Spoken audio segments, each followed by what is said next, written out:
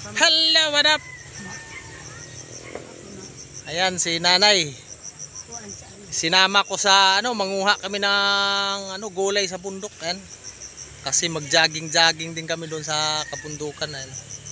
Sa kabundukan. What up mga kapatid? Nandito kami sa bundok. Dalawa kami ni nanay para ma-exercise siya. Kasama ang lakad-lakad. Ayan o. Mainit na. Sarap ng init kasi maaga pa ngayon, mga alas 8. Kaya sarap maglakad-lakad ngayon sa kabundukan dito sa amin. Ayan o.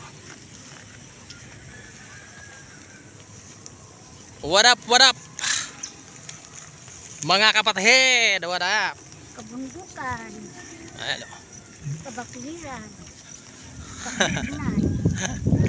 Salamat. Bye-bye.